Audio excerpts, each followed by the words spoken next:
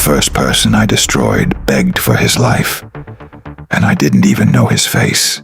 You think you'd never cross that line. You think you'd stop before it goes too far. But when power removes consequences, morality becomes optional. In this part, you'll see how control turns into addiction, how influence becomes weaponized, and how I stopped being tested and started becoming something they didn't expect. After my first test, they stopped treating me like an outsider. Doors opened faster, access came easier, but so did expectations. The man I destroyed, he lost everything in 48 hours. Career, reputation, family. 2 weeks later, he was dead. They didn't mention it, and neither did I. That silence was my initiation.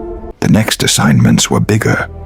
Political influence, corporate sabotage, judicial pressure. I wasn't just moving numbers anymore.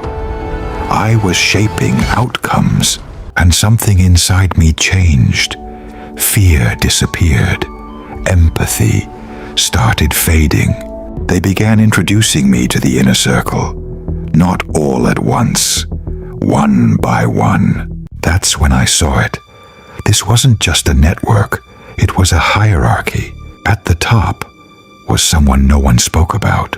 They called him the architect, and everything led back to him. The more I proved myself, the closer I got. But proximity came with a price.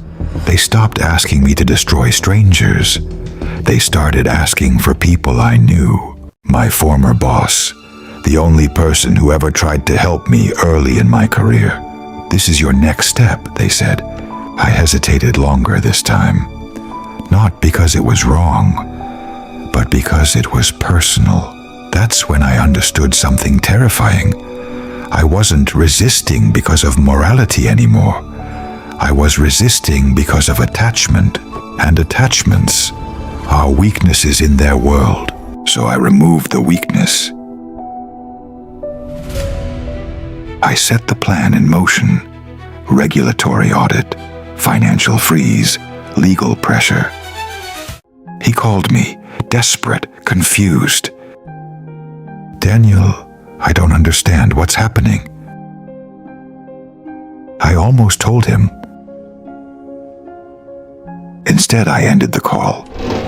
3 days later, he was arrested. 2 weeks later, he confessed to crimes he didn't commit.